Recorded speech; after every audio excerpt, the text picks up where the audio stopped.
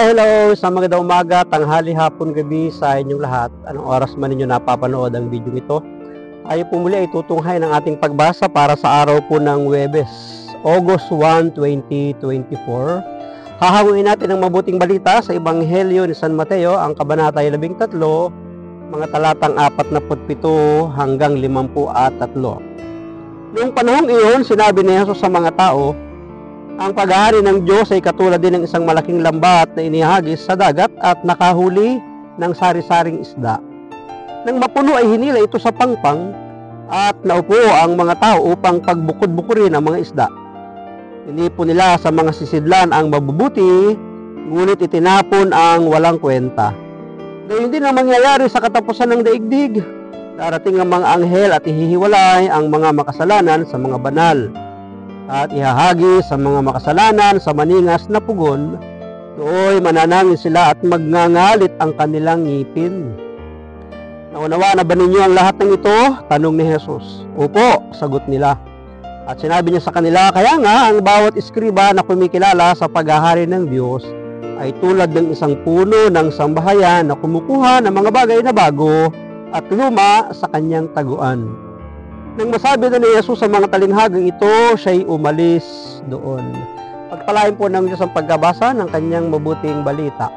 Ang refleksyon or pagsasadiwa ay hangin po natin sa Aklat ng Simbahay taong 2024. Ang paghahari ng Diyos ay katulad din ng isang malaking lambat na inihagis sa dagat at nakahuli ng sari-saring isda.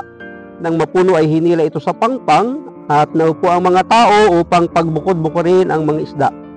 Tinipon nila sa mga sisidlan ng mabubuti, ngunit itinapon ang mga walang kwenta. Talinghaga.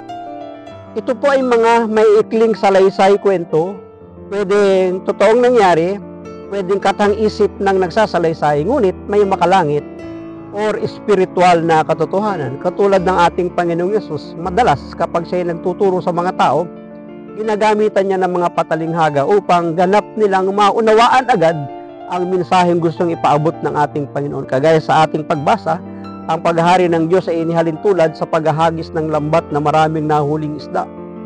At ang gagawin ng mga tao ay iipunin yung mga mabubuti at yung mga masasama ay itatapon. At ito'y inilalarawan sa huling panahon, sa katapusan ng daigdig. Pagbubukod-bukurin ang mga tao, ang anghel ang siyang gaganap nito.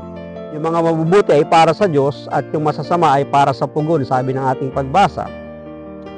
Ninanais ni Jesus sa Ebanghelyo sa araw na ito na imulat tayo sa kahalagahan ng ating mga pinipili at ginagawang desisyon sa araw-araw. Dahil kung ano ang pinipili mo sa ngayon ay nagpapakita kung ano ang ninanais mong mapuntahan sa wakas ng panahon. Totoo yun eh. Ang atin daw destinasyon ay nakabase sa mga ginagawa natin sa buhay na ito. Kung tayo ba ay kandidato sa buhay na walang hanggan sa langit o sa kapahamakang walang hanggan sa apoy ng impyerno. Kaya nga daw dapat pinagbubuti natin na maging mabuti tayo sa harapan ng Panginoon sapagkat sa ating mga desisyon sa buhay na ito, natin dadalhin ang ating sarili sa buhay na walang hanggan o sa kapahamakang walang hanggan. Isipin ninyo, aasahan mo ba ang mapunta sa langit kung ang buhay mo sa araw-araw ay pagpili sa impyerno? Totoo naman.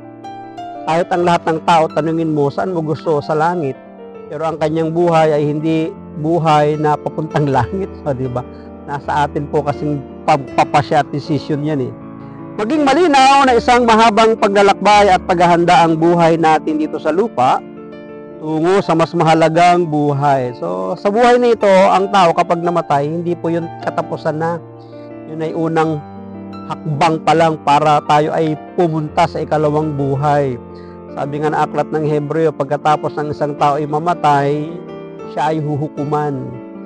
At kapag siya ay hinukuman, doon siya masasadlak sa buhay na kanyang pinili sa mundong ito o sa buhay na walang hanggan dahil siya ay naging mabuti sa buhay na ito.